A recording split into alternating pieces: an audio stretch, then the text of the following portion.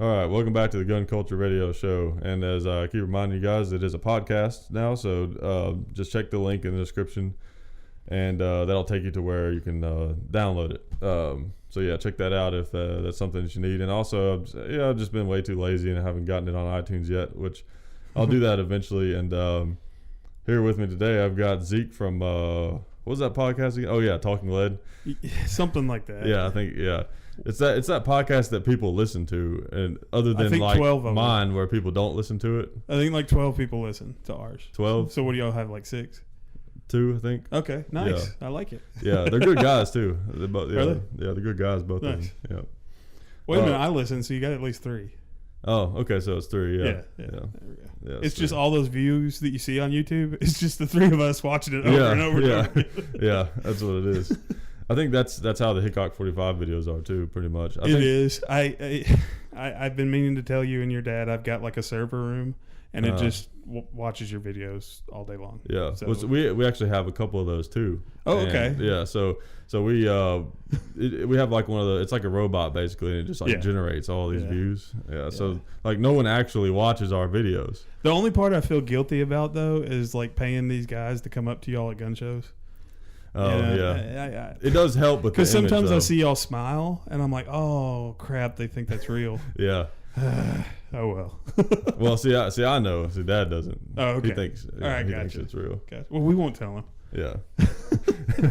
We won't tell him about the Matrix. Yeah, we'll just let him believe. Yeah. People watch his stuff. Yeah.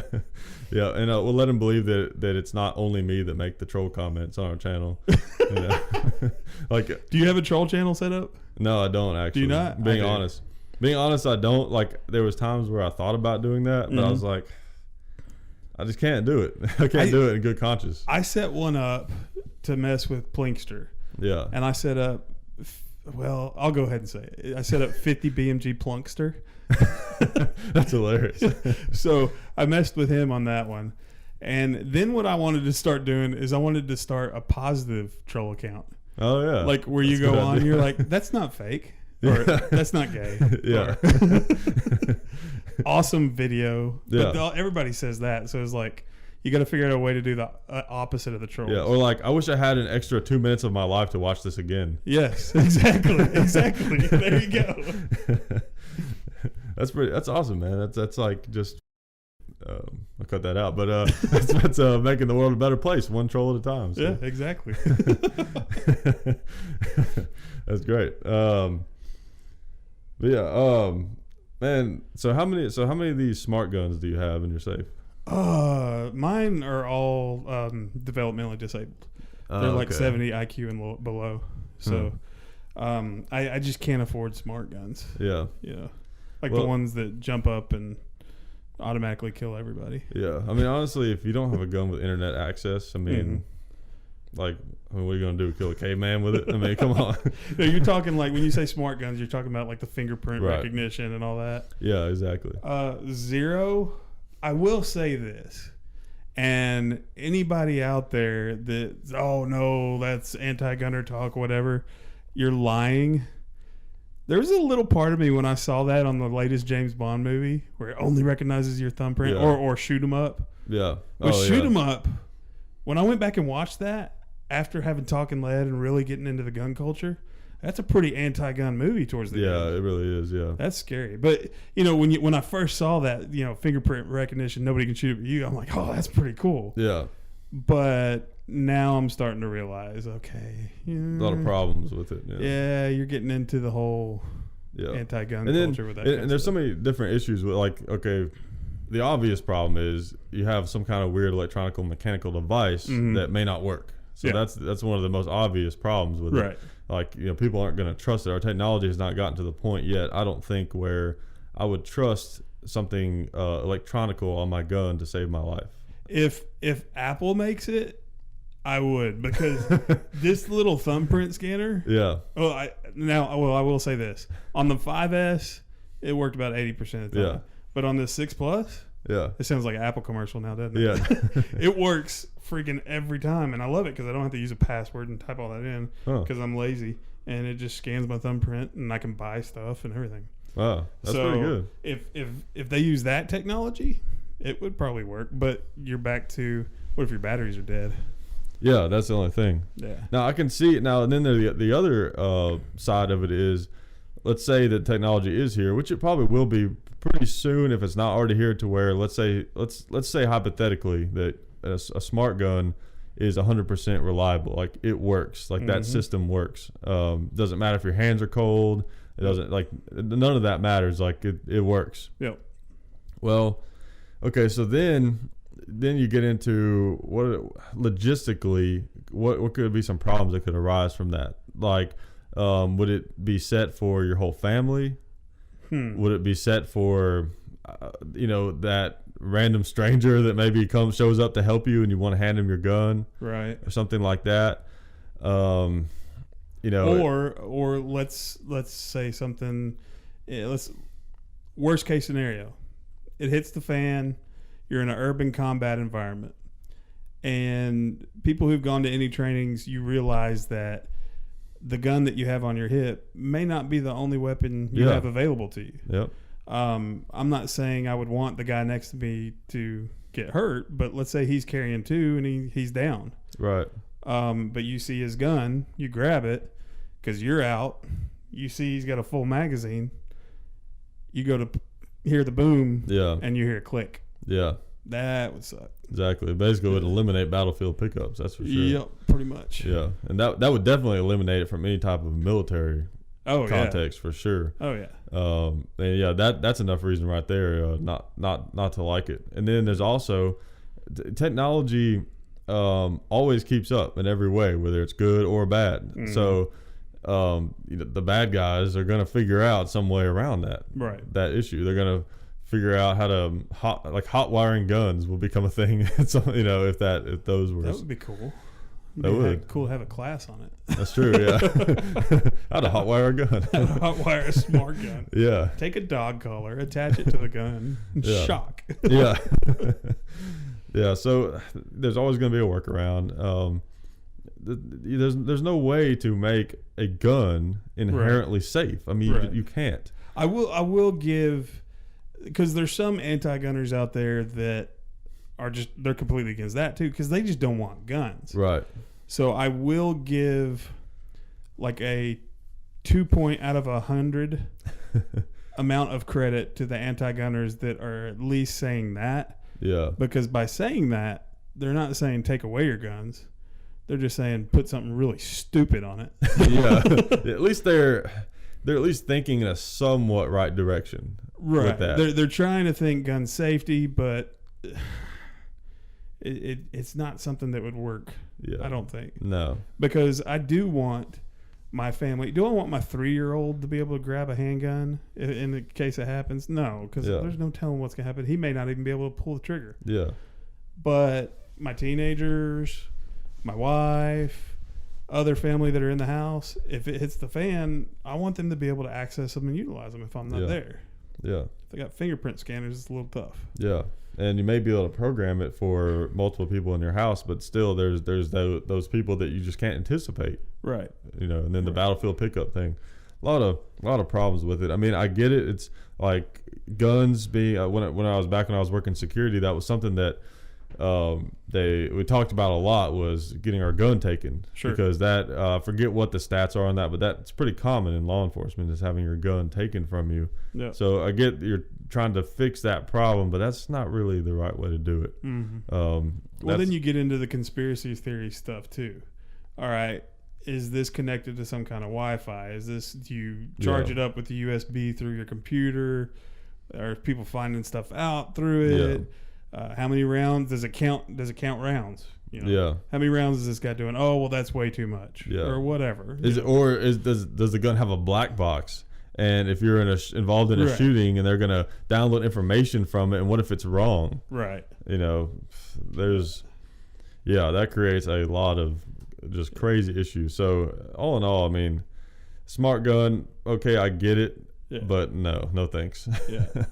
Yeah. Now, if it was a smart gun, like that video game I was telling you about earlier, the Titanfall. Oh, yeah. They've got this gun on there that you just point it in the general direction of the bad guys, and it locks in on up to 3 or 4 at the same time. Yeah. Pull the trigger and it goes boom, boom, boom, boom. Takes them all out. It's kind of like the tracking point. Yeah. Now That's pretty sweet. now you could kind of throw that in the talk too, the tracking point stuff. Yeah. Is it, at first you're like, oh, is that cheating? Yeah. Yeah. No. There's no such thing as cheating in war, really. Right. You want to make it as easy as possible for our troops. Yeah. But when you make it as easy as possible for our troops, yeah, are you dumbing down America with that? That's true too. Here's another thing too. Yeah. Is there's always a workaround. Someone always comes up with a workaround for some new weapon or technology. For example, like whenever, because the one of the disadvantages of the M1 Garand back in World War II is it had that ping when it come out, right? So they figured that out. The Nazis figured that out, or whoever enemies were, Japanese, whatever. They figured that out, and they tried to use that against us. But then the Americans also figured out what was happening, so they would, make the ping, like throw it against their helmet, so it make that ping sound, and then the enemy would just come out, and then they would have a full round and they'd shoot them. So maybe with that tracking point, there might be some way in a battlefield situation where you can confuse it or something, or there's some type of thing, or once EMP technology becomes more widely available, that may destroy all electronics.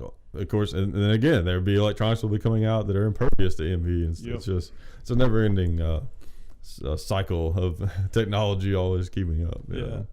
Is a thing. Or like the movie Wanted, where you could shoot around corners. That's right. Which they actually had guns that shot at angles. It's crazy. Yeah, it's pretty wild. Yeah, but of course it's not from moving the gun. It's right. You don't curve the bullet. Yeah, exactly. That would be awesome. Yeah, I can't think of any type of physics on any universe where that would necessarily make sense. But even though we shot the tracking point at SHOT Show, and even though our first attempt at 1,000-yard shot, we hit. Great. Wow. Well, it was done with the tracking point. Yeah. It takes away part of the fun of shooting. Yeah. Part of the fun of shooting is learning how to shoot well. Yeah. And even at distance or short with, plinking on steel or distance at, 2, 3, 4, 500 yards. Or 2 liters. Yeah. Some people. Yeah. Clay pots. Yes. Clay pots. Yeah. That's part of the fun of it is learning the right way to do it. Yeah. And if you take the easy way out with the tracking point, nothing against tracking point. I don't think it's anything good like idea. I don't think it's anything like the thumbprint stuff.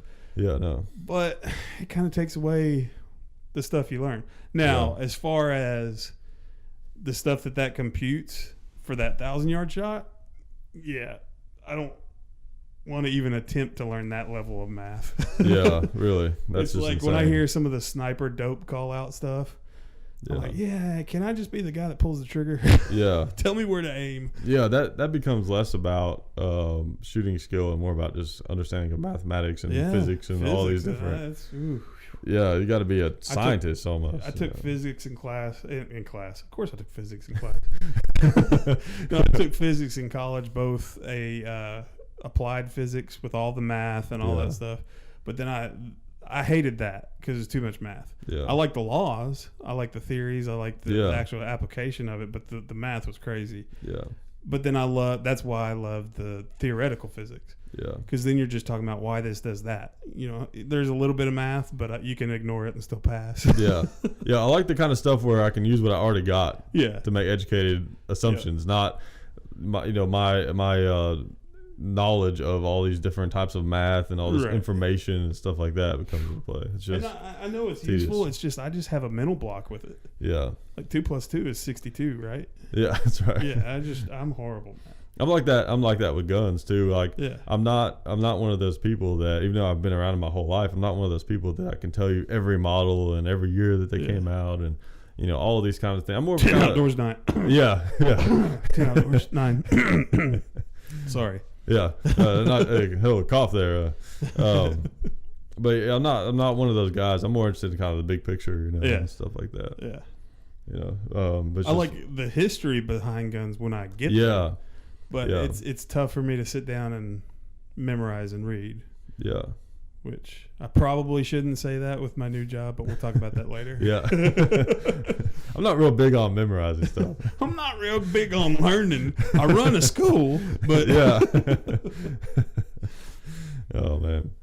One thing too with that tracking point, like one of the past shows I did, I talked about this this idea that I had one day about something that I thought maybe would happen on guns at some point. Some people gave me a hard time about it. Some people liked it, but it was a laser trigger. So I thought it was a cool idea. Basically, like what it would be, instead of an actual physical trigger, you have just like a laser beam in the trigger guard, and it knows whenever you cross your finger across that plane, it breaks that connection or whatever it is, and then it fires the gun. So basically, you have zero trigger control issues.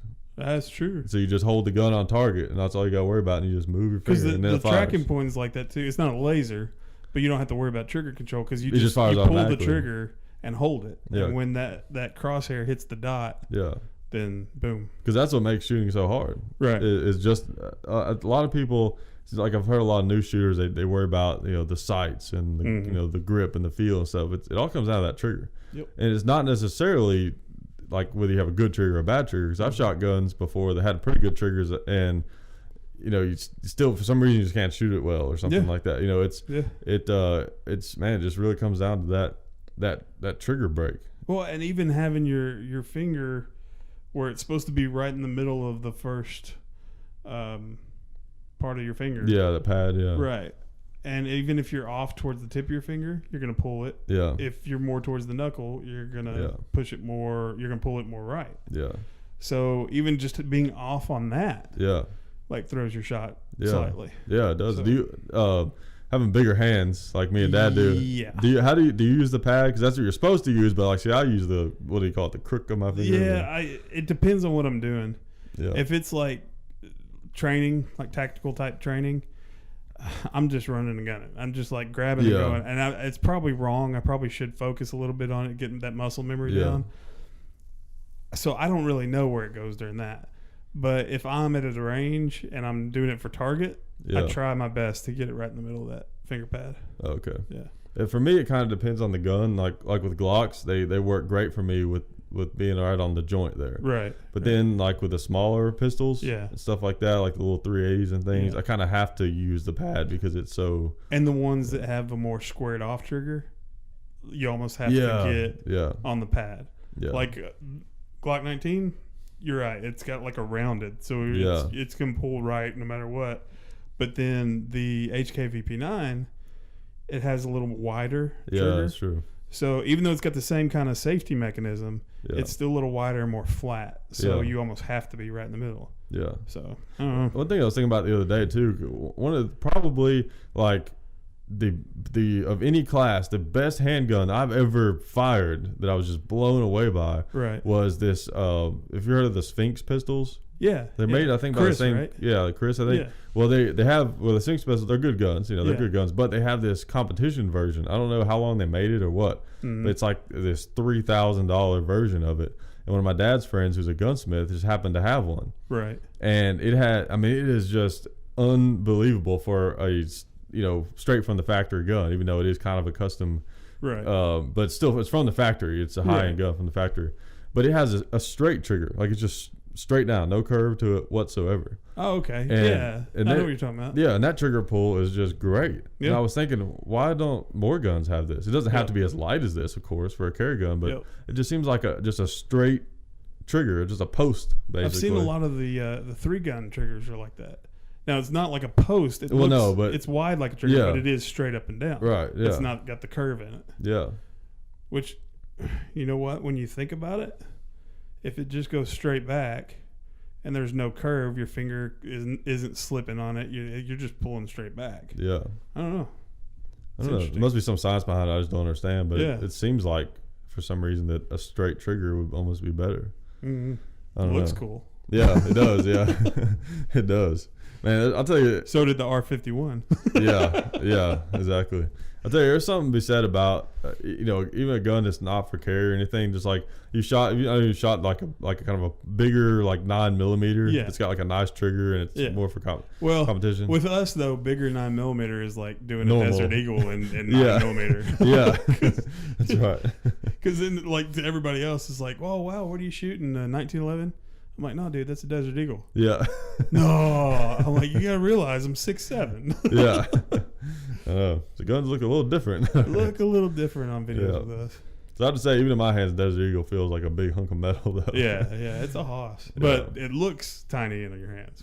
From us, from our perspective, looking at you, it looks tiny. Yeah, but yeah, it is weird the science behind some of the gun designs and things, and like one thing I've always found interesting is with grips. All these companies, they're working really hard on. Well, like there's a lot of guns that you pick them up and they feel good in your hand, but they don't necessarily feel good when you're shooting them because maybe the bore axis is bad or something like that. And all these companies are trying so hard to make these grips fit your hand perfectly with all these grooves and things. But the 1911 still feels better to me than almost anything. Yeah, and it doesn't have any of that. No. Well, and the thing I don't understand is you shot Glock stippled before, right? Yeah. All right. It feels awesome. You feel like they're just attached to your hand. Yeah. Your dad puts the skateboard grip tape on it. Which they do feel good, yeah. I'll tell him all the time, that's skateboard grip tape. Yeah. Yeah. But it gives you a better, purchase grip, whatever you want to call it. When you sweat and you've got a stock Glock 19, even though with the new one, with the Gen 4, they tried to do some kind of little stippling on it with these little dots, it's still not that stippled area. Yeah. Why aren't they offering a custom stippled version?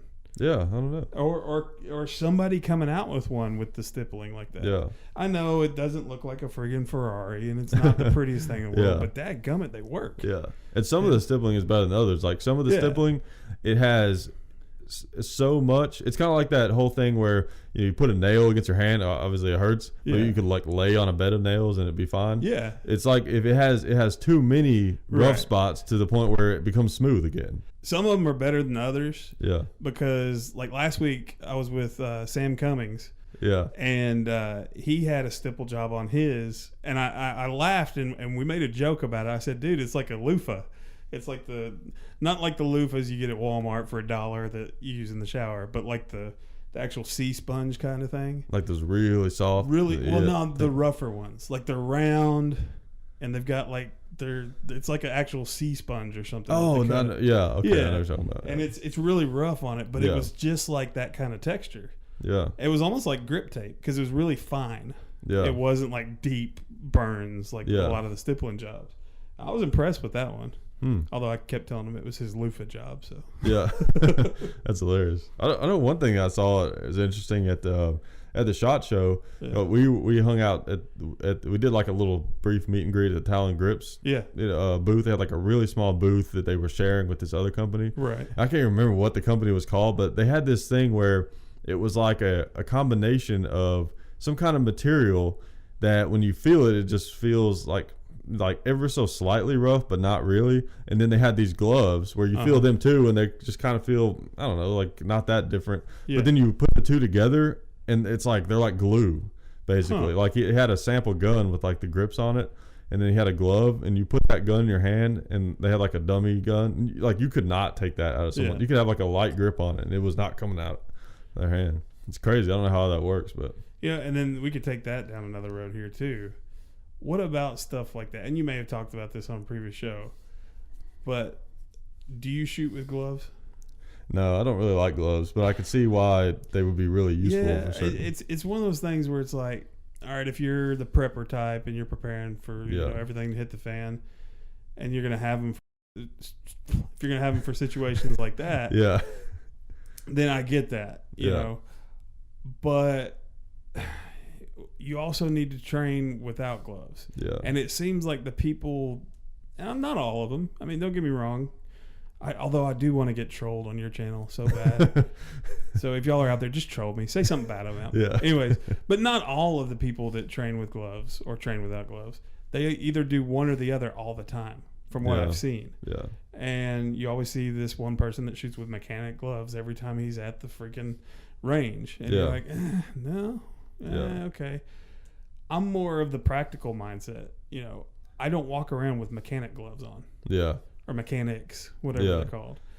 And so I want to be able to know how to handle my gun without a glove. Yeah. Yeah, I'm the same way. If anything, maybe I want to wear my big, bulky winter gloves that I wear when it gets below freezing and train with those. Because that's more realistic to me. Yeah.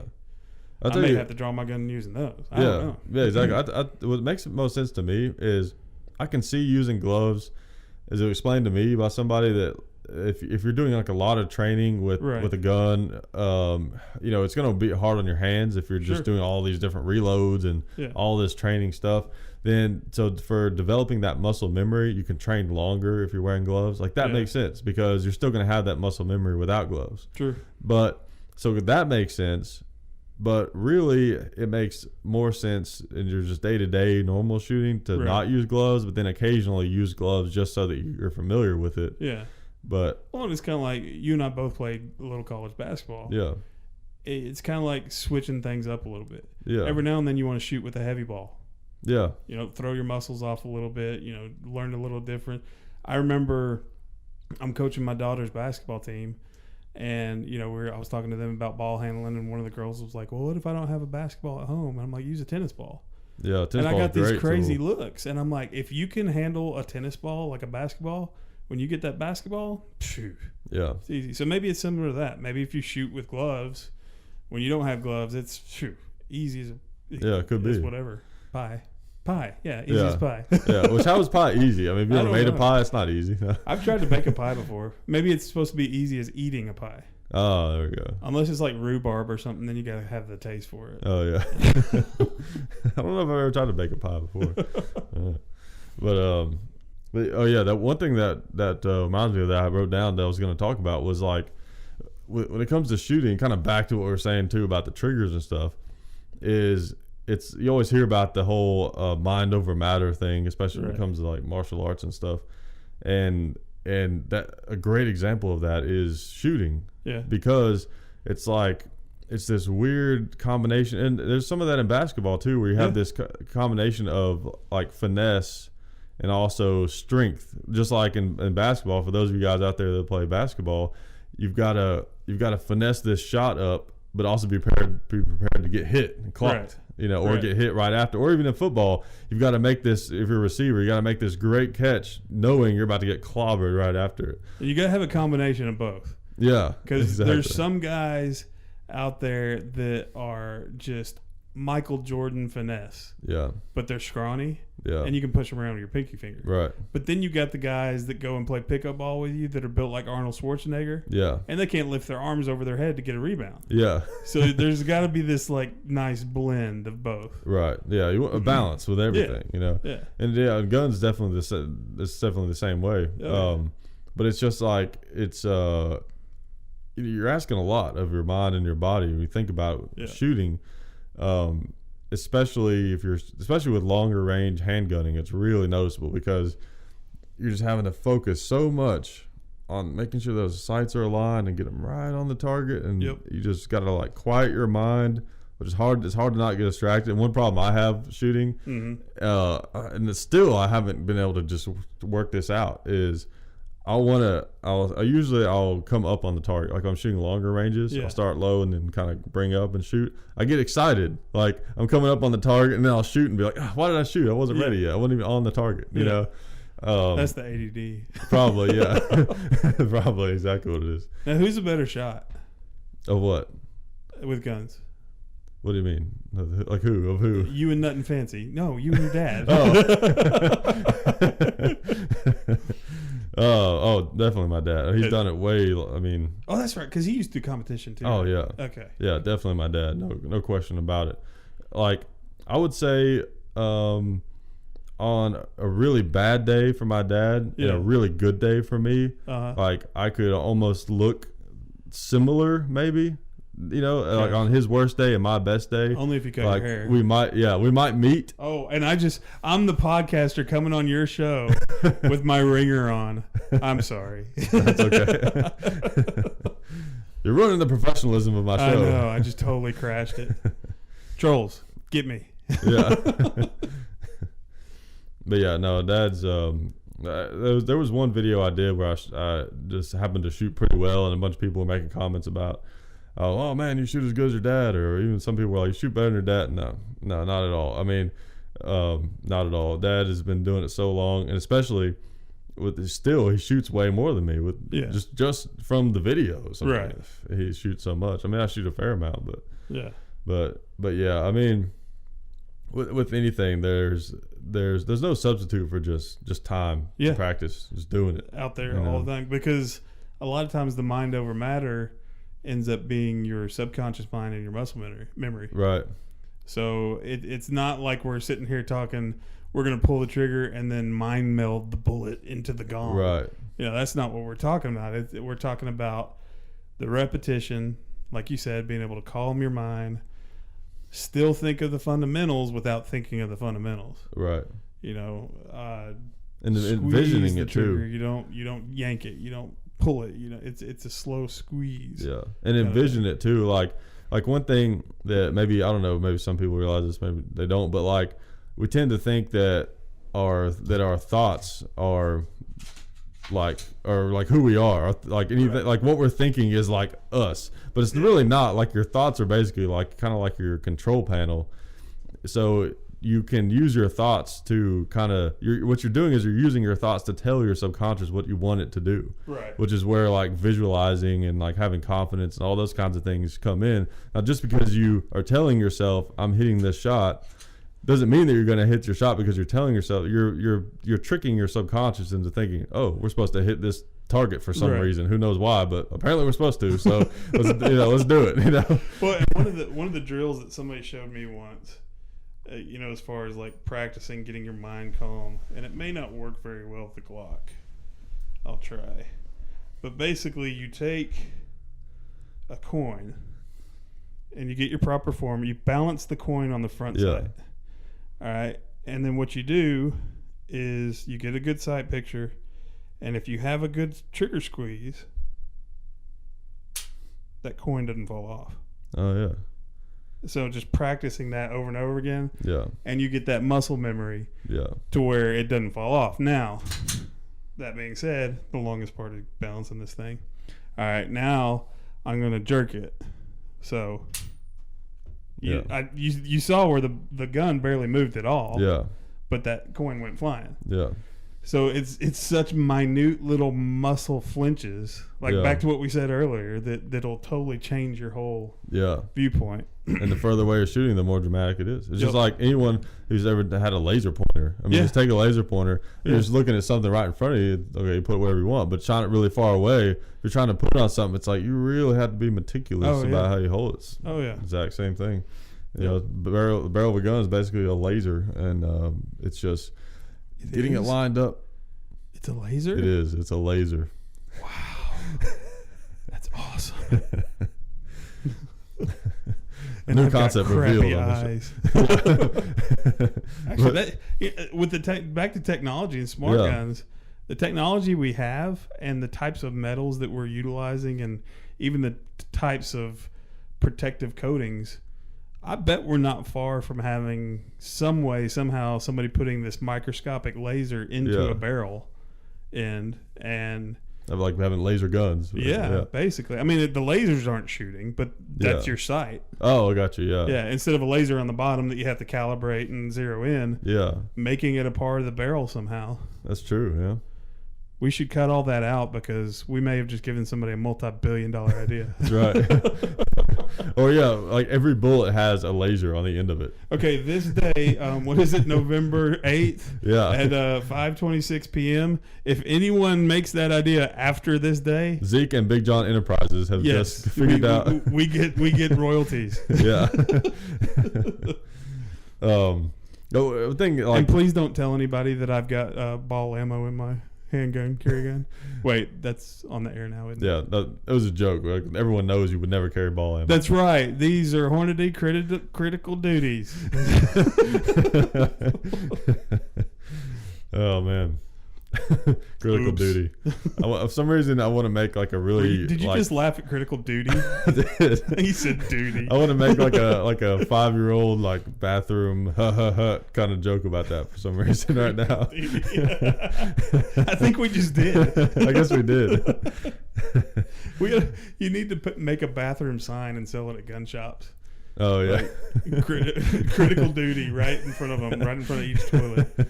Oh man, how was it? SHOT Show or somewhere? One of the big gun shows. They had advertisements like right over the urinals. Yeah. They should the critical duty. That's where they should have had That's it. right. Right over the toilets. I just thought of a PVC patch to give out. Critical duty, but DOOTY. And have like a picture of a toilet. Yeah, critical duty. Oh man, that would be great.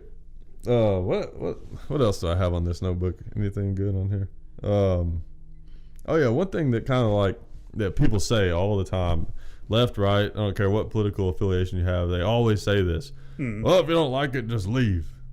Yeah. And here's the thing, like it's easy to say that. Now, when you say that, you're talking about like leave the country. Oh, okay, like you gotcha. don't like the laws here and leave the country. Well, like people shouldn't try to fight for what they think is right in their own country. They should just try to go to some other country where maybe it's better, or to fight somewhere else. Right.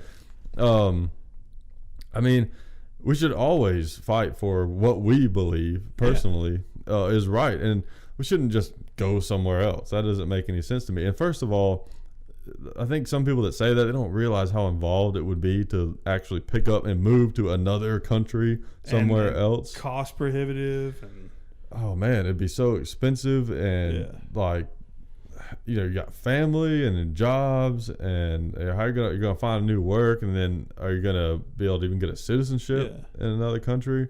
Are you gonna you know, be able to come back and I mean, it's just, well, a lot of times when people are arguing about the way it is, that's what makes our country so awesome. Yeah, is we're able to do that. Now, there are some arguments out there that drive me batty and make me want to just rip my hair out of my skull. Yeah. But guess what? That's why our country's so friggin' cool. Yeah. On another note along those lines, our system's not broken yet. No. It's close. I'll admit that. There's some crappy, weird stuff happening. It's getting overly complicated. But last year is the perfect example. That bill, for all intents and purposes, the Congress and Senate thought, okay, we're going to be able to get this passed after Newtown. Yeah. With the introduction of the internet, back when Al Gore invented it. Yep. Proven fact. Yeah, proven fact. You know, with the introduction of the internet, we have all this knowledge at our fingertips. Fingertips. I guess that's when you go. Those are ticks that you get on your fingers. They land on your fingers. Yeah. Anyways, back when we have all this knowledge at our fingertips, and we can band together quicker and faster with the knowledge we need due to our technology now, we were able to fight that. Yep. I don't know how many times I put in calls and letters and emails to our congresspeople and our senators. And with all that ability there, our system's not broken, because guess what? Did it pass? Nope. No, we won. Yeah. You know, so... And the rallies, you know? Right. We're not at the point where we need to mass exodus out of our country. No, not at because all. we did what our country was made to do to get stuff done, and we made it happen. Yeah. If we had the same amount of passion we have for our gun rights, for other stuff we believe in, and we had enough people rallying behind us like we did then, there'd be a lot of good changes that would happen. Yeah, I think so too. And the other cool thing about our country is we're not all the same. Yeah. We have different viewpoints.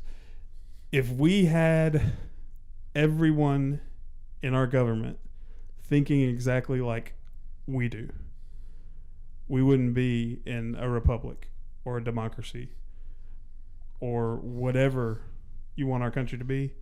That would be a dictatorship. Yep. If everyone in the government thinks the exact same way, you're in a dictatorship. That's why our founding fathers set it up with multiple party systems. Right. I think a 2-party system is jacked. Yeah. Jeb Bush might be a candidate for the Republican Party, and Hillary Clinton is looking like the front runner for the Democratic Party. If that happens, and those are our 2 choices, we have 2 families that would have been in power in our country for over 35 years. So really think about that when you go and pick your primary candidate. Yeah. Because that's not good. That's a dictatorship. Yeah. I can't think of any society where that's ever been a good thing. And I think part of the problem, too, is something that I like to talk about a lot on here is people being like afraid of ideas and stuff. Like you shouldn't be afraid of ideas, because here's part of what happens, that what gives us that 2-party system and all of these groups that go against each other is people, they're afraid to just share ideas and talk with other people. Just because someone thinks differently than you doesn't mean they're less of a person or that they're a bad person.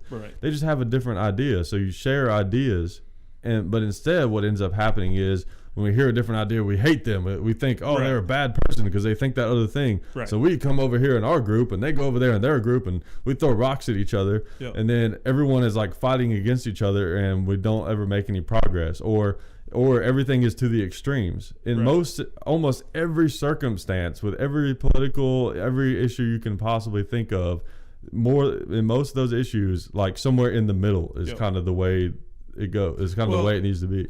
And here's where I'm going to steal a Howard Stern phrase that they use on their show when they go into their news. It's time for America to wake up. Because what I mentioned a minute ago about the 2-party system being jacked. And I'm sure there's a lot of Democrats and Republicans that are hearing this going, oh my gosh, trolls attack now. Thank you. And they're thinking, this Zeke guy's an idiot. Well, here's the thing. A long time ago, they figured out, wow, people that watch these sporting events with 2 teams, they tend to take sides.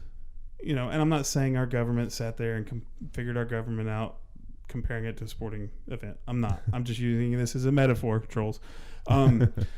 Anyways, they figured out that if we can polarize 2 different sides, what is society going to do when we bring up heartstring issues, whether it's gun rights or abortion or anything else along those lines? We're going to fight. We're going to butt heads. And we're going to just vehemently go at each other like there's no tomorrow, because we know we're right and you're absolutely wrong. What happens at the top while we're all doing that at the bottom? Whatever they want. They push whatever the heck through they want. And on our show, I said numerous times, yes, we need to fight for our gun rights. Please be active. Contact your congressman. Talk to your senator. Send out the email. But watch what else is going through when they're doing this. Because all of society is either fighting either anti-gun or pro-gun. Sure enough, it gets voted down. Then the announcement comes out. Oh, by the way, the NSA can now search your emails without a warrant. What? When did that happen? Oh, while y'all were fighting over the gun rights. And it's kind of like, okay, that's interesting. Also, in a government with multiple parties, yes, right now it's the Republicans and Democrats. They have pretty much all the power. But when you have that kind of situation, can you see I'm like getting passionate about this? Because we don't get political on Talking Lead, and I'm like, ooh, I get to talk politics. So when you have that kind of 2-party system, where predominantly the Senate and the House are from split, divided. Yes, the Republicans now have control, but it's only by a few seats. It's not like it's 98-2. It's not like that. So it's split. The best leaders in that situation are the ones that are gray. They are able to go, all right, what's your take on this? All right, turn to the other side. What's your take on this? Okay, let's sit down and figure out what works best. Like you were saying a minute ago. There's always a gray area. Now, there are some issues that, okay, the more and more you debate it, let's use gun rights, for instance. The more and more you debate, what's your take? Anti-gunner? All guns should be gone. Okay, what's your take? That guy's nuts. Okay, why? and they go back and forth. When the logical, scientific, very simple truth is that the Second Amendment is tried and true, Yep. you know, and it's something that should be there. Yep. That comes out. But there will be other decisions that have to be gray to make both parties go, okay, you know. I mean, it's like Reed said on our show once, and I use this all the time. If there was no government, and I give Reed from Tactical Response all credit from this. I'm not trying to rip him off. If there was no government, if there was no constitution, we would have a right to defend ourselves with whatever means possible. Yep. If we didn't have a government and we were just roaming the plains and you came at me with a steel pipe, I have a right to come at you with a steel pipe. Yep.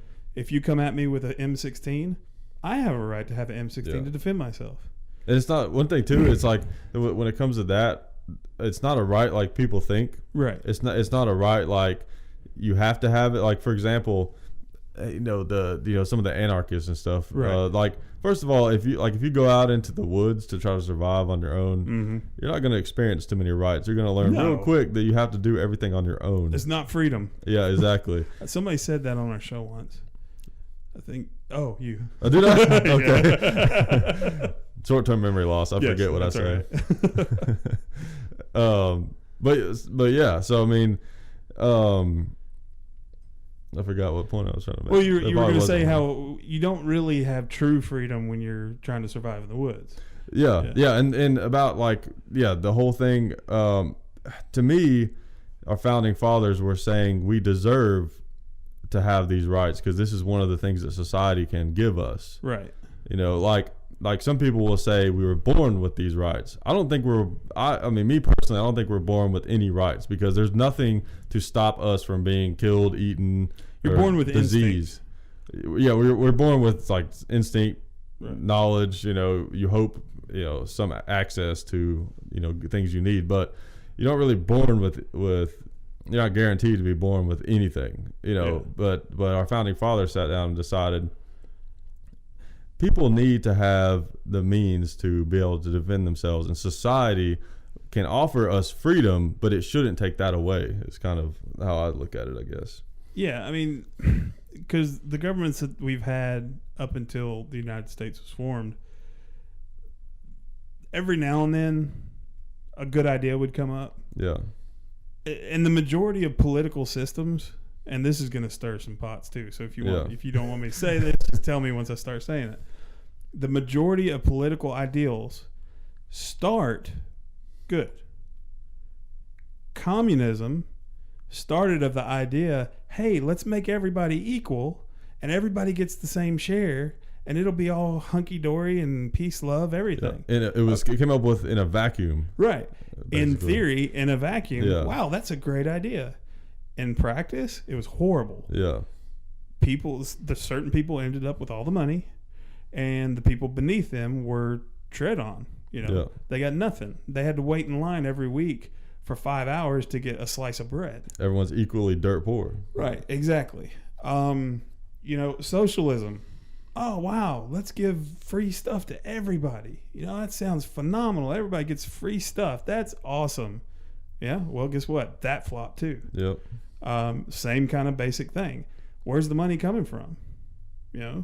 If the top level people are have the most money, but they're not paying in what they should be, then all the lower level people aren't getting the same stuff the top level people are getting. Yeah. And then with capitalism, which seems like one of the best so far, right. It's very easily corrupted. That's one of its disadvantages. Yeah. It's like a game of chess, and it's just it's almost like the odds can be easily stacked against you. Yeah. Yeah. I mean, the Constitution as a document was brilliant. It was brilliantly done from a lot of old knowledge that had been handed down over a long time. Yeah. A lot of experience from other government styles, other types of running countries or populations or whatever. Yeah. It's a pristine, perfect document. That's why our country is what it is. Yeah. When anybody out there that has taken the oath to protect the Constitution, knows that that's a very, very powerful thing. Yeah. So when I hear anybody in the government, whether it's the President of the United States or your town councilman, say it's an antiquated document and we need to change it, Yeah. then you're going to love this. Round back to your original statement. Yeah, then go ahead and leave. Yeah. Yeah. Because the Constitution is what holds this country together. Yeah. There is some crazy stuff that happens here. I mean, just whacked out stuff. Yeah. But for the most part, go live in Nigeria. Go live in the Sudan. Go live in the Middle East, anywhere. Go live in some of the, first world European countries. Yeah. We have got it made. Yeah. And it's like I've heard lots of people say that the apocalypse has already happened. Yeah. You and I had that conversation. Yeah, that's right. Yeah. Yeah. It's you go over to freaking where is the genocide happening right now? Is it Nigeria or Kenya? I get them mixed up. Yeah. I mean, you go over there and you live only there and never been here or Europe or anywhere. Yeah, you're looking at anything that has to do with the apocalypse going, oh yeah, this is it. Yeah. This is hell on earth right now. Yeah. We don't have to deal with that. We got to deal with some stupid stuff. Don't get me wrong. I mean, we got to deal with some really stupid stuff. But by and large, it's pretty nice. Yeah. I mean, we just won a Second Amendment battle last year. We're still in it. Yeah. Yeah. I'm not saying, slack up at all. Yeah. But we just won a battle where we still get to keep all the rifles and all the weapons we had then. Yep. If that happened in a dictatorship somewhere else, yeah, we wouldn't have nothing. And the majority of us that were fighting would probably be in jail somewhere. Yeah. Or a concentration camp. Something. Yeah, exactly. So we're an amazing country. And an amazing time with the internet. I cannot talk about it enough. I've said it 1,000 times, and I'll say it 1,000 more times. The internet is the greatest thing to ever happen to mankind on this planet. Yep. I mean, it just is, because now we're connected in a real way that's easy for everybody, and it's just, I mean, like the amount of information and knowledge now that is available. Yeah. And I remember, like, me and Dad used to have we were having a lot of conversations about, of course, after Sandy Hook. And, and you always have to say this because, of course, everyone knows Sandy Hook was like one of the worst things to happen. I mean, it's horrible. Like, I can't even imagine anything that would be worse. Sure. But one thing after that I was thinking about was one outcome of this is going to be, because of the internet, because it's the first time something like this has happened since the internet being around, like in the way that it is now. Right. Everyone is going to now be forced to decide what they think about guns. Everyone is forced, like it was so huge in the news. It was such a big deal. It was on everybody's mind. So every single American right now that was old enough to understand what's going on when Sandy Hook happened knows how they feel about guns. Yeah. That's what the dramatic change was. And most of those people decided that, okay, this is a horrible thing that happened, but it wasn't the gun's fault. It was psychotic behavior, not some type of inanimate object that someone chose to use at that specific time. Sure. And that's it right there. Is people were forced to decide. They had to decide. There was a lot of people that didn't really care about guns. They didn't think about it, but all the people who were pro-gun, they came out of the woodwork, families, that, your average Joe Blow doesn't like guns. Well, my uncle, he's got lots of guns like that and he's fine. So maybe, And that's the thing where we can never, ever, ever get complacent on it. Yeah. Because if we didn't all band together last year.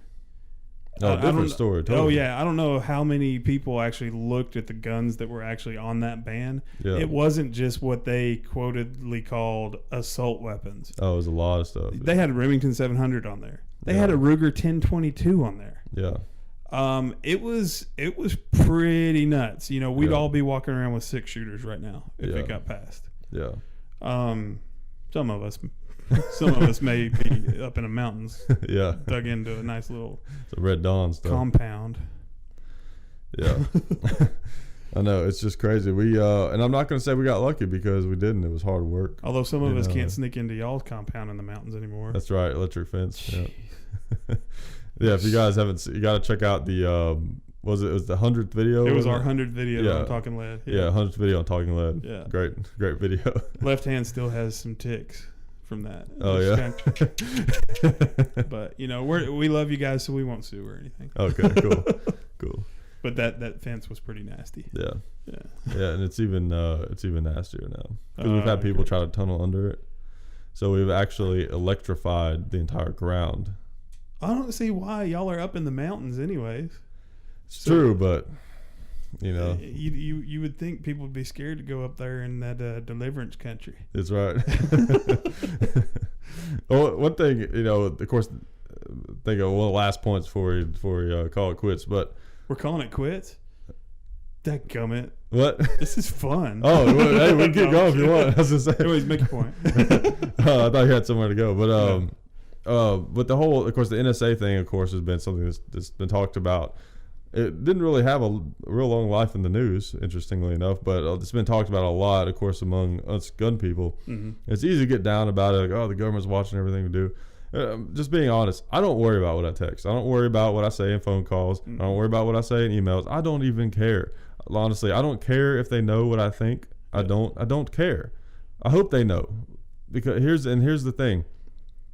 Here's a reason to not worry about the NSA spying. In a way, I almost look at it like a good thing, because if I found out the government wasn't spying, if I found out that our government wasn't spying on us, then I might go, what do they have? You know what I'm saying? Like the fact that they're spying on us shows me that they're more afraid of us than we are of them. That's where you end up with a good country. Yeah. Is when the government is more afraid of the people than the people are of the government, that's when change happens. Yeah. Last year is perfect example of that. Now, did the government come out and say, oh gosh, we're scared to death? You know what though? They knew, can I say DAMN? Yeah. Okay. They knew PG cuss words. No okay, all right. So they knew damn well that if that passed, there'd be a pretty big uprising. Yeah.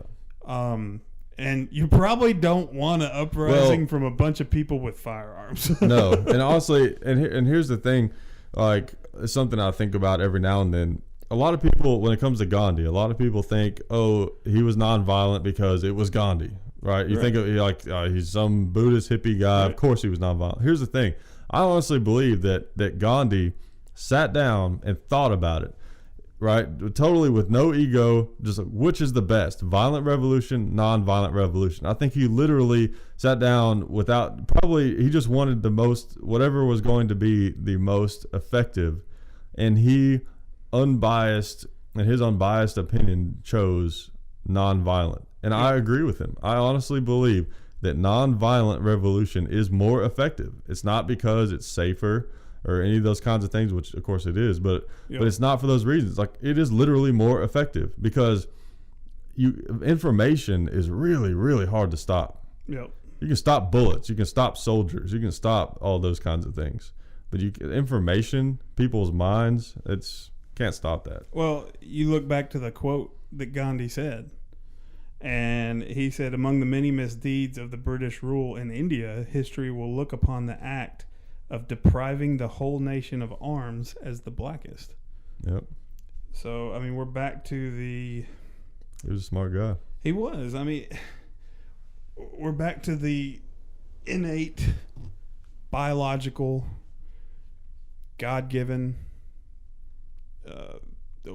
survivalist right, whatever you want to call it. Yeah. Of defending yourself and your loved ones. Yeah.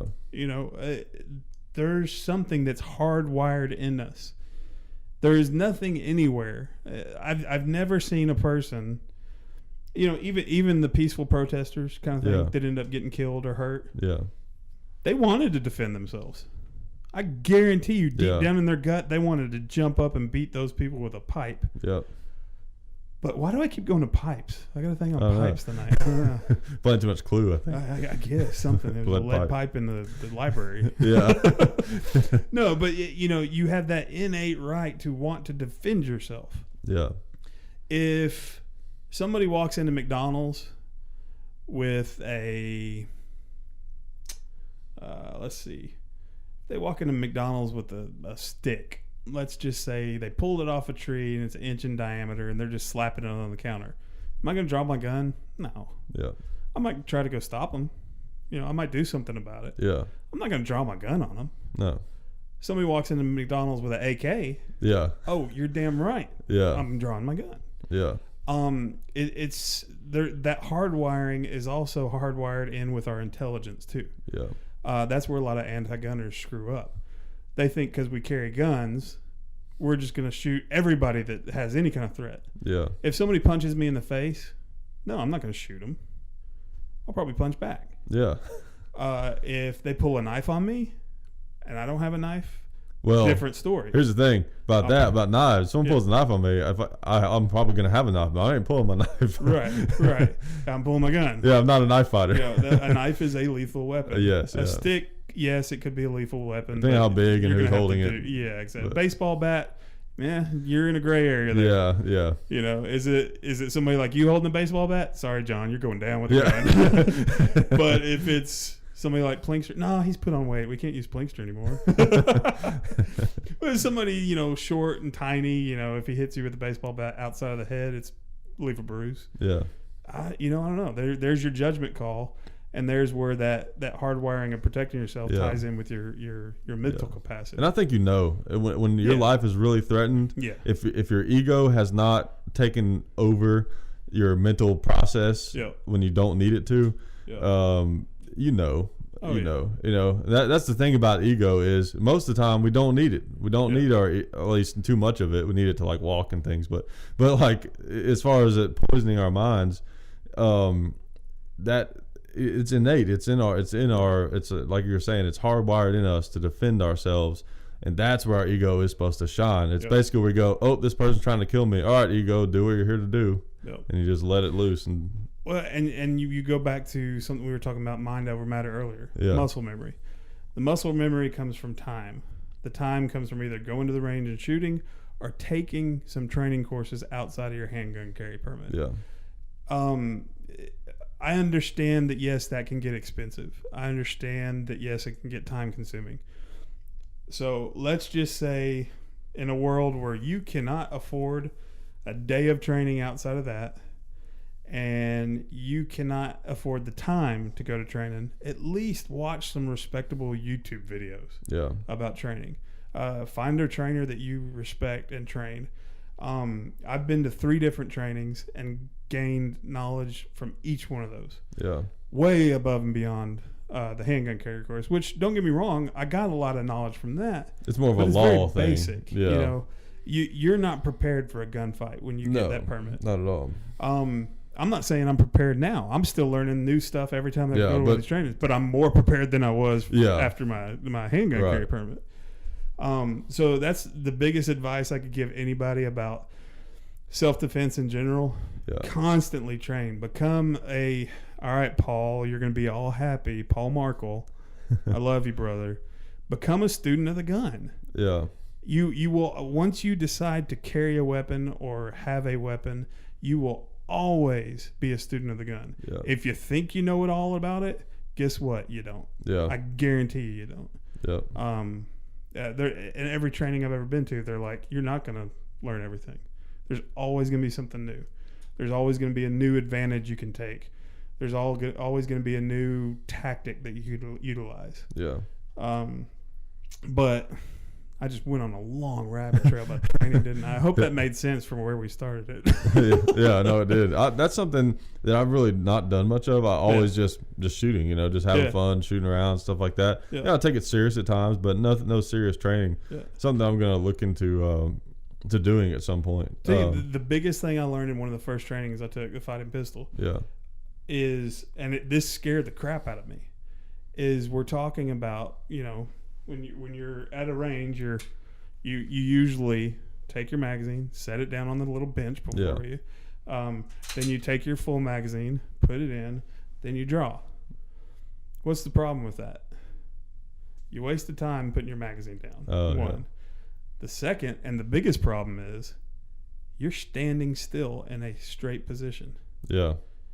in a real firefight, I learned quickly that, if I'm not moving when I'm reloading, I'm dead. Yeah. Because usually you're not like this. Hold, please. Yeah, exactly. That doesn't happen in real life. Yeah. So, the first training I went to, every time I would do that, like at first I would take the magazine out and I'd put it in my pocket. Oh, I'd get yelled at. And I was like, what? And he's like, if it's empty, drop it. Yeah. Once the firefight's over, if you really love your magazines that much, go back and find them. Yeah. But you just drop it and you grab another full one and you're ready to go. Yeah. You don't worry about the magazine. Second of all, while you're dropping it, you're stepping to the side. You're finding cover. You're moving around. Yeah. But when you go every weekend to the range and you're standing at that bench in a stationary position, it's kind of one of those things where, yeah, I would have died if I ever had to get in a firefight. Because that's what I would have done. Because that's what our muscle memory taught us. Yep. Every weekend is this. Just like those, you heard about those cops that got killed in that shootout. I can't remember when or what it was, but there were some cops that got killed in a shootout back in the 70s, just around sometime. Yeah. And they found that they had their empty full moon clips, empty cases in their pockets. Yeah. Because when they trained, they were told, like, save your brass now because we got to reload.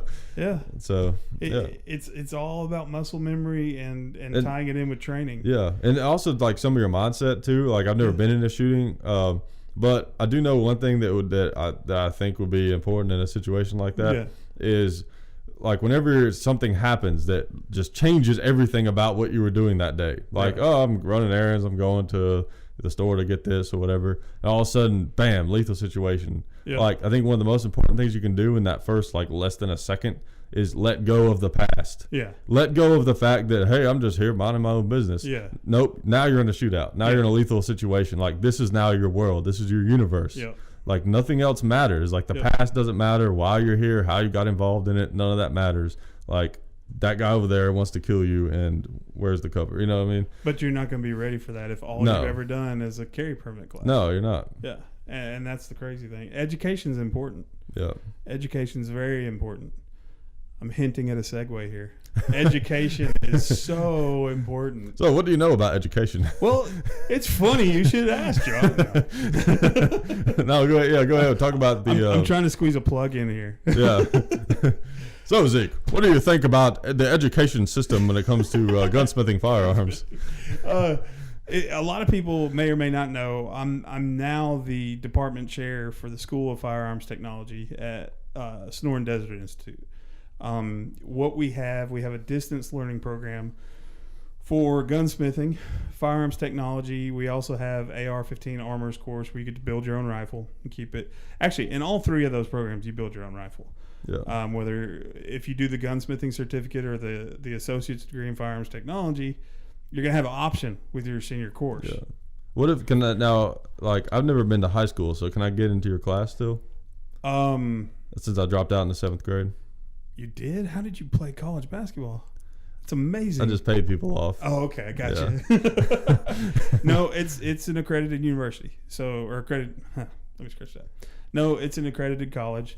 So you need a good enough diploma. You have to have at least a GED. Yeah. Okay. Yeah, you can get it. Now, if you want to just do the AR-15 armorers course or the gunsmithing certificate, actually, I think it's just the armorers course. Don't hold me to that. I may have to dig a little bit more. Okay. Or you can go to sdi.edu and find out. But with the associates, you do have to have a GED because we are accredited. Yeah. But I took the job because it was something with Talking Lead when we started that. One of the main reasons I wanted to do it was because I wanted to make a difference in the firearms world. Yeah. I wanted to show that positive aspect of being a gun owner. It's not all about, protecting our lives and, we're going to kill somebody if they try to kill us. Yeah, that's a big part of it. Yeah, you've got to be ready to do that when you own a firearm. But there is fun aspects to it. There's responsible fun. Got to have some balance. Yeah, I mean, plinking on steel or, shooting, some legal binary explosives. Yeah. Doing stuff like that, it's a blast. Yeah. As long as you're safe and you're responsible. Yeah. So I wanted to be able to show that. Oh, I'm sorry, carving pumpkins. I wanted to be able to show that with Talking Lead. I also wanted to be able to change some of the and I may tick off some people here too, but I wanted to be able to change some of the old mindsets in the firearms industry. There is some lack of what's the word I'm looking for? I don't want to use the word progressive because people use that enlightenment, the wrong way. maybe. I don't know. Yeah, was that enlightenment? Maybe? Enlightenment, yeah. Something like where, that. You know, there's even some people out there that are pro-gun and pro-Second Amendment and diehard NRA members that even they don't like ARs and stuff. ARs and AKs. Or standard capacity magazines. Standard capacity magazines. Yeah. I mean, we were just talking about the Ruger letter a minute ago. You know, Bill Ruger wrote a letter to the Senate in 1989 saying, hey, y'all should ban high-capacity magazines instead of trying to ban assault weapons. Yeah, it's crazy. And it's nuts. So there's some of that mentality still left out there. Yeah. And I thought with Talking Lead, we could kind of give a platform to a different mindset when it comes to firearms. The responsible gun ownership, the joy of being a gun owner, the responsibility of knowing how to utilize it and have that education. SDI came and gave me an opportunity to make those same kind of changes on a bigger platform. Education is about the biggest platform you can have to make a lot of changes. So with the programs we have now, we've got the build projects where you could become an AR-15 armor. You get to build an AR-15 and you keep it, and you're milling out at 80% lower, so you're not building it from scratch. You're not forging the metal or anything like that. We got not it. going up to the mountains and finding iron. And, you're not going out there with a pickaxe and getting all the metal out of the ground. No, but we got it to the smallest point we could as a school to give it to you, where you can build it from that point up. Right. So we're using 80% lowers. With the gunsmithing course and the associate's degree, you'll have a senior project choice. Right now we're about to launch a 308 with 2 Vets Arms. It's going to be a big one. We're working on an AK right now. I can't really tell a couple of other companies because there's still some hush about it. We got a 1911 coming. That 1911, a lot of the other YouTubers got to shoot it down in Georgia 2 weeks ago. And a lot of people were comparing it to Kimber's. So it's not Kimber, it's another company. But once we launch it, everybody will know. Hopefully we'll have it launched by SHOT Show. So there's different builds. You can also buy those as separate programs and get those builds. And all of them are 80%ers. So everybody knows what that means. When it comes to numbers. Non-existent. So the associate's degree is really a passion of mine right now, because what does that degree get you exactly, as far as with the associates in firearms technology? As far as employment opportunities after that's that. what we're really ramping this up right now, and that's why it's become such a passion for me, because there's really not a degree in firearms out there from an accredited college. We're an accredited college. We have this firearms platform, and I wanted to make something where Glock or Sig Sauer or Remington or Winchester or IWI or any company in the firearms industry sees that associate's degree on somebody's resume and they're like, okay, that guy's squared away. We really don't have anything like that in our industry right now. There's a bunch of gunsmithing schools, but we don't have an all-encompassing everything firearm. Like you want to work just in the gun industry, right? Not just like fixing guns. So we're gonna eventually have a few different specialties. You know how, like with me, I have a degree in biology, but I kind of specialized in sports medicine. There's psychology. You can specialize in different areas. Well, with ours, it's going to be firearms technology, and we want to have specialties within there. We want to have a marketing and business management. We want to have a tactical training, and then we want to have a gunsmithing. So, a threefold, specialty you can take that road down. And we're really starting to gain some momentum because we're starting to partner with some big companies. I can't say who yet because of NDAs, non-disclosure agreements. But is one of them High Point? What's that? Is one of them High Point? Yes.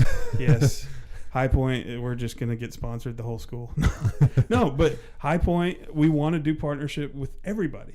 Because if you're going to have an all-encompassing degree when you come out, you got to know everything. About every gun. True, We want to get at least some curriculum from every company out there So they know exactly what this student's learning about their product. Yeah. So that's kind of our long-term goal with this. And by SHOT Show, we're going to have a handful of these companies, big name companies. We're not just talking about Jimmy Bob's, specialty ARs in Podunk, Kentucky. Right. If there's a Jimmy Bob's specialty ARs in Podunk, Kentucky, I apologize. But we're talking really, He just really spit out his beer right now. Yeah, he's like, what? I just got talked about on Hickok 45 and Son. No, but we're really partnering with some really big name companies and making some really cool stuff happen with the associates. With the gunsmithing degree, you get a gunsmithing certificate. You're a certified gunsmith by SDI, and that's awesome. we're an accredited college. There's a lot of people out there that are kind of like, how do you become a gunsmith with distance learning? Well, my first reaction was, same thing. How? We have a lot of hands-on that goes to this. You build your own rifle. You get the tools to do the stuff that you're learning. We have instructors that you can contact at any time while you're enrolled. Ask questions. Your tests are graded. We're not a diploma mill. There's a lot of these websites that are like, like you were saying, if somebody didn't have their high school degree, fill out this form on this website and we'll send you a GED. Yeah. We're not like that. Your tests get graded. If you don't learn what you're supposed to learn, you're going to fail. I mean, it's that simple. Yeah. We can't do what we're doing right now and just give stuff away just because the tuition's paid. Right. Right now, GI Bill approves it too. So that's cool. No, that's cool. Yeah, we have. That'd be a great thing for veterans to do. Yeah. I mean, I don't know how many guys I've talked to that have come out of the military and they're like, now what? Yeah. I know guns and killing people, and there's not many jobs killing people. Yeah.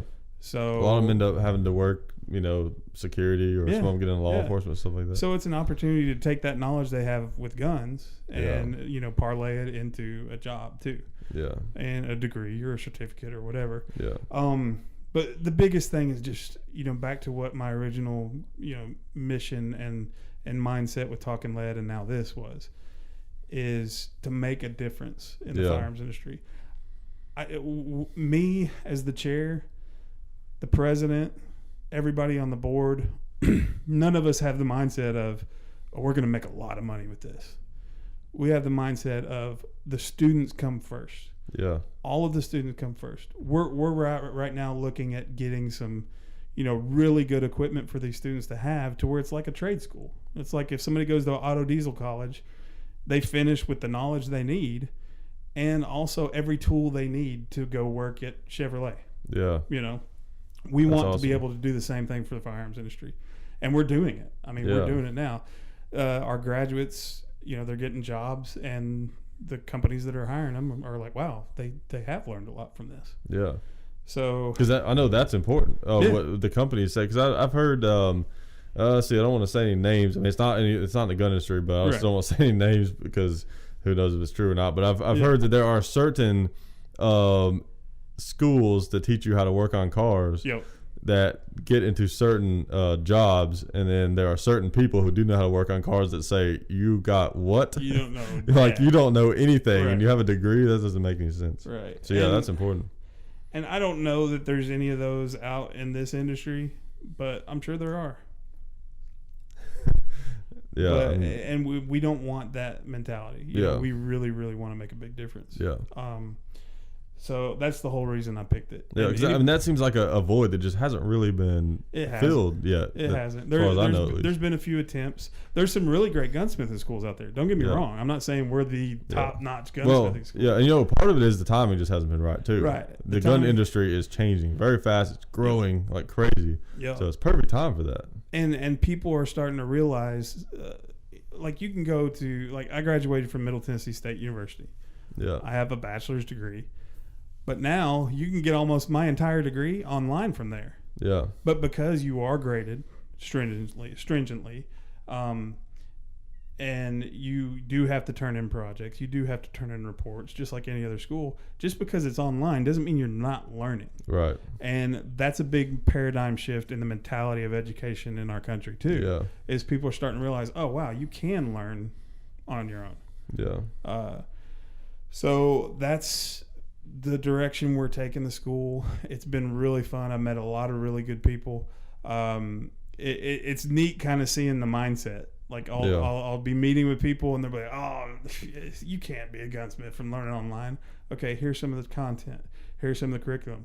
Oh, by the way, if you take that test and you fail it, oh well. Yeah. Guess what? You're going to have to go back through. We're just like any other college. Yeah. So it's not a diploma mill is the biggest thing. Yeah. Where a lot of online schools have that stigma. Yeah. I mean, but look at places like, even who was it I saw the other day? Ohio State. They have a huge online bachelor's degree program. You can get your entire bachelor's degree online. So you're telling me that a school as well respected as, wait, I'm sorry. If Doug Daddish hears this, he's going to kick my butt. I have to say it right. As the Ohio State University. You got to have the or they're going to kick your butt. All right. If you have a school as well respected as the Ohio State that will give an entire bachelor's degree online, you can't learn anything online? Yeah. So, It's true, yeah. But it's fun, man. It's been really fun. Yeah, especially now with 3D printers and stuff. That'll really help with I mean, they're not really that viable for like every person to have in their house yet, but once they are, think about the possibilities for online courses then. Yep. Because then you can whatever you're doing, some class you need to be, like engineering or something like that. You can have 3D printed some stuff from the teacher, like, okay, here's some parts and figure out how they, Oh yeah. I mean, there'll come a time, I think, in healthcare and education to where you don't need a building necessarily to go and learn it. You can just do it in your house. We're really there now. It's just the mindset that has to switch. Yeah. It's still a little bit of technology probably. There are things you have to have hands on. Yeah. Like we can't show you a video of building a rifle and you know how to build a rifle. Right. That's why we do the 80% builds. Yeah. We can't show you a way to mix chemicals if you're taking a chemistry course somewhere. Trying to get a bachelor's in chemistry. Yeah. There's some hands-on you got to have with that. You can get the base knowledge. Yeah. And then you go to like an externship program or something like that. Yeah. Which we're working on those too. And you get that knowledge there. And usually with the externship program, that's like your test. Yeah. That's like your final exam. You either know it or you don't. Yeah. So it's becoming really, really neat seeing this side of the education and being on this side of it and seeing how we can take it in the firearms industry. Yeah. And there's going to be some really big things happening probably before SHOT Show. Yeah. And then at SHOT Show from there on, it's going to be fun. That's cool. A lot of downhill stuff. Nice. But yeah. Well, that was a very long plug. Yes. Well, it kind of turned into an interview. No, that was interesting. And you know what? I don't think I actually plugged the website or anything, did I? Oh yeah, well, we might as well do that. What's the website? The website is sdi.edu. And then if you want some more information, you want to actually talk to somebody. They don't. Oh, they don't? No. Okay. No. Oh, well, let's say it anyways. Say it anyways, just in case? Yeah. All right. You just call 1-800-336-8939 and you can talk to an admissions person there. If I could say admissions, it would probably work a lot better. Yeah. Yeah. I know I wouldn't get accepted with my GPA. You'd be surprised. But yeah, the biggest thing, you just need to, if you want that associate's degree, and I'll check on the gunsmithing certificate, you have to have a GED. Okay. Yep. Minimum. Yeah. All right. Well, we appreciate Talking Lead from the Zeke podcast coming on the show. Yeah. And wait, is that did I say that backwards? I think you did. The lead talkers. Wait. The Zeke podcast. That's not a real thing, is it? I thought it was the Left Hand podcast, and I was lead, and he was talking. The lead hand. The Lead Hand podcast. Yes. Yeah. I think that's it. Yeah. Okay. Yeah. Now, Talking Lead. Yeah, we got the Talking Lead podcast, and then we've got a very itty bitty YouTube channel. Yeah. No, you guys got some cool videos up there. I noticed that you've been. But nobody watches them. you've been really experimenting with some shape shifting in the most recent videos I've noticed. Yes. It took me a long time to get suits down. Yeah. And it was painful. Oh yeah, I bet. It was really painful. He's not a real tall guy. No, and I did a good Mac too. Tim from Military Arms Oh, Channel. yeah. I did a good version of him. He doesn't think I looked anything It was like a little easier to fit inside, probably. Right. But shape shifting into Such was that was painful. Yeah. That was painful. Yeah. But Such is a great guy. Yeah. Such is awesome. But no, I wasn't saying being Such was painful. Yeah. I was saying my facial structure changing. I know. Such, we love you. I wasn't saying that. oh yeah, no, I knew. I was trying to make sure that that our viewer understood. Yes. Your viewers. Now, I I guess technically this is viewers if they're watching it on the YouTube channel. Most of our viewers are in this room right now. That's true. The two of us. That's true. But if they listen to your radio show on your YouTube channel, are they viewers or listeners? Or That's tough, man. that's a mind blower right there. It is. Now, if they download the podcast, listeners. Yeah, listeners. Yeah. But if they're, do you have like pictures and stuff like floating by? I just do like one still usually. One still. Yeah. Well, you still view a picture. Yeah. That's they're weird. they're listeners. They're listeners or viewers. Yeah. All right. Well, we'll We're let getting you. delirious. Yeah, we'll let you guys get back to whatever it is you were doing that was much more entertaining before this. If you made it this far. Yeah. So you guys that are falling asleep, wake up. The show's over now. Yeah. Time to find something else to do. So have you found like an end phrase or anything yet? Nope.